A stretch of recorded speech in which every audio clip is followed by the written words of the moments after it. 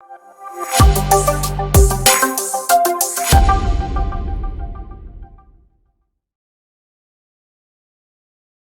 आज का जो विषय है वो है कि जब एक बार आईएएस अधिकारी को एक दिन के लिए प्रधानमंत्री बनाया गया।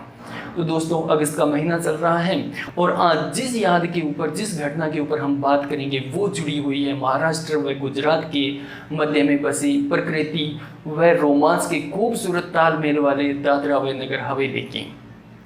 दोस्तों, जैसा कि हम सबको विदित है कि भारत के आज़ादी के लंबे संघर्ष के बाद अंततः अंग्रेजों ने भारत छोड़ने का फैसला किया, किंतु भारत 550 से अधिक रियासतों के अंदर विभाजित हो गया। लेकिन सरदार पटेल ने अपनी दृढ़ इच्छा शक्ति के चलते इन सभी रियासतों का एकीकरण किया। कुछ क्षेत्र भारत के 1947 तक भारत के आधिकारिक क्षेत्र में आ गए थे, लेकिन कुछ क्षेत्र ऐसे थे जो 1947 के बाद में भारत के आधिकारिक क्षेत्र बने, जैसे सिक्किम, गोवा, पुडुचेरी और कुछ अन्य क्षेत्र। ये 1947 की तुलना में थोड़ा देर से भारत के आधिकारिक क्षेत्र बने, किंतु दादरा व नगर हवेली को भारत का आधिकारिक क्षेत्र बनने में जो वक्त लगा वो था 14 साल का। और 14 साल का वक्त क्यों लगा? क्योंकि ये था पुर्तगालियों के कब्जे में और पुर्तगाली इसे भारत को देना नहीं चाहते थे। तो अब बात ये आती है कि ये पुर्तगाल के कब्जे में गया कैसे? तो इसके लिए हमें इतिहास के ऊपर नज़र डालनी होगी।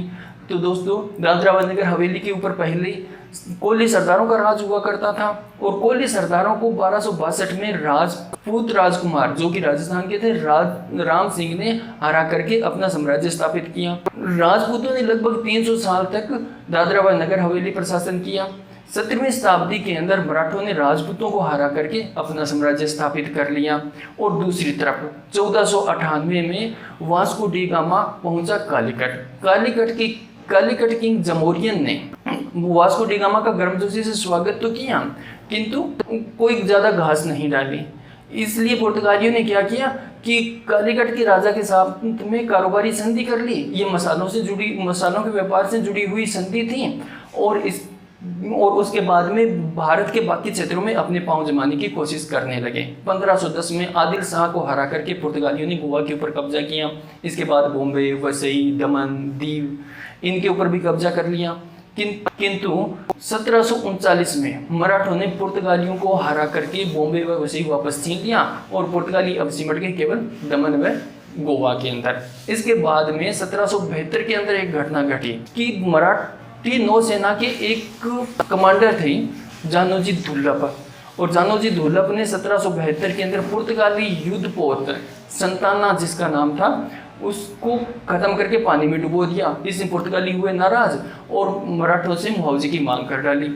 अब मराठा उस वक्त अंग्रेजों के साथ में संघर्ष कर रहे थे, तो मराठा नहीं चाहते थे कि पुर्तगालियों के साथ में भी संघर्ष हो और चारों तरफ से घिर जाए। इसलिए उन्होंने पुर्तगालियों के साथ में एक समझौता किया कि आप ऐसे कीजिए, नगर हवेली के बेहतर गांवों से राजस्व वसूल कीजिए और अपना जितना आपका जो भी हर्जाना बनता है वो पूरा कर लीजिए। जब आपका हर्जाना पूरा हो जाए उसके बाद में वो सभी बेहतर गाँव हमें वापस कर देना। पुर्तगालियों ने उसके ऊपर सहमति जताई, किंतु पुर्तगाली तो ठहरे लालची और उन्होंने क्या किया कि वो नगर हवेली के बेहतर गांव तो मराठों को वापस क्या करने थे, उन्होंने तो 1785 के अंदर दादर के ऊपर भी कब्जा कर लिया। अब दादर के ऊपर कब्जा किस प्रकार से करने में उनको मदद मिली?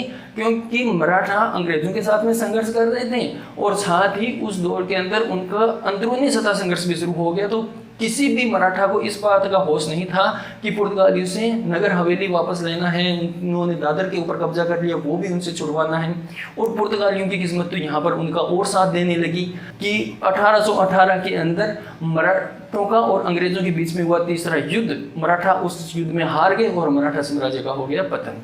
तो इस प्रकार से दादर व नगर हवेली के ऊपर पुर्तगालियों का पूरी तरह से कब्जा हो गया। इसके बाद में आता है 1930 में गोवा के अंदर स्वतंत्रता आंदोलन चल रहा था और वहाँ के कुछ स्वतंत्रता सेनानी जैसे अप्पा साहेब करमलकर थे, ये एक सरकारी कर्मचारी थे और इनका एक संगठन था राष्ट्रीय मुक्ति आंदोलन संगठन। और इसके अलावा विश्वनाथ लवंडे, प्रभाकर सिन्हारी, दत्तात्रेय पांडे का संगठन था आज़ाद गोमांतक दल। और आरएसएस के नेता थे राजा वाकणकर, नाना काजरेकर, इनके नेतृत्व में आरएसएस के समय सेवक ये आंदोलन कर रहे थे और उन्होंने 1930 में गोवा के अंदर जो आंदोलन चल रहे थे, कुछ इसी प्रकार के आंदोलन दादरा व नगर हवेली में भी शुरू किए। अब 1947 के बाद में दादरा व नगर हवेली में इन आंदोलनों ने रफ्तार और ज़्यादा पकड़ ली और पूरे देश भर से उनको समर्थन मिलने लगा। राम मनोहर लोहिया, जेपी नारायण, इन्होंने इस आंदोलन को समर्थन दिया। इसके अलावा लता मंगेशकर ने पुणे के अंदर 1954 में एक शो करके इस आंदोलन के लिए धन इकट्ठा किया। 22 जुलाई 1954 को एक महत्वपूर्ण घटना घटी। 22 जुलाई 1954 को यूनाइटेड फ्रंट ऑफ गोवा नामक के एक संगठन ने दादरा के पुलिस स्टेशन के ऊपर हमला किया, वहां पर कब्जा किया, तिरंगा फहराया, राष्ट्रगान गाया और दादरा को घोषित कर दिया मुक्त क्षेत्र। और इसके बाद में 28 जुलाई को आरएसएस के समय सेवकों ने नारोली के एक पुलिस स्टेशन के ऊपर कब्जा कर लिया और नारोली को भी मुक्त क्षेत्र घोषित कर दिया। इससे जो आंदोलन चल रहा था उसने पूरी उग्रता से रफ्तार पकड़ ली और इसने घबरा करके तत्कालीन पुर्तगाली सेना के जो कैप्टन थे वर्जिलियो फिडाल्गो के अधीन ये सेना वहाँ दादरा व नगर हवेली की जो राजधानी सिलवासा थी वहाँ से पीछे हट गई और इसे 2 अगस्त 1954 को जितने भी दल उस आंदोलन को कर रहे थे उन्होंने दादरा व नगर हवेली को पूर्णतः मुक्त क्षेत्र घोषित कर दिया। अब दादरा व नगर हवेली 2 अगस्त 1954 को मुक्त हो गया।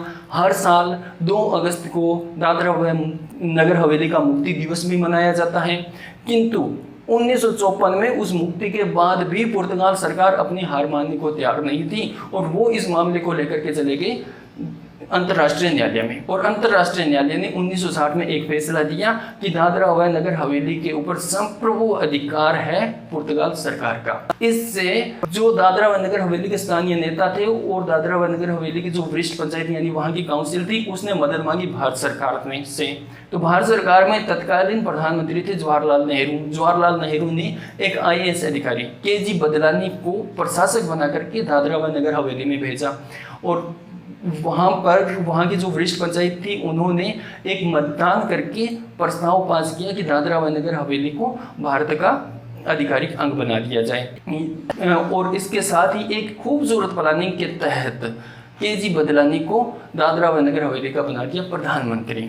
अब उनको प्रधानमंत्री बना करके भारत के प्रधानमंत्री जवाहरलाल नेहरू के समकक्ष बना दिया और दोनों प्रधानमंत्री दादरा व नगर हवेली के प्रधानमंत्री KG बदलानी, भारत के प्रधानमंत्री जवाहरलाल नेहरू ने एक 11 अगस्त 1961 को एक समझौता साइन किया। ये समझौता था दादरा व नगर हवेली का भारत में विलय और भारत का संप्रभु दादरा व नगर हवेली के ऊपर अधिकार। और इस समझौते के साथ ही 11 अगस्त 1961 को दादरा व नगर हवेली आ गया भारत के अधीन। इससे भारत सरकार भी खुश थी, सभी आंदोलनकारी खुश थे, लेकिन अंतर्राष्ट्रीय समुदाय हो गया नाराज और उन्होंने लगभग 13 साल तक यानी 1974 तक दादरा व नगर हवेली को भारत के नक्शे में ही नहीं माना, किंतु उसके बाद में धीरे धीरे उन्होंने मान लिया।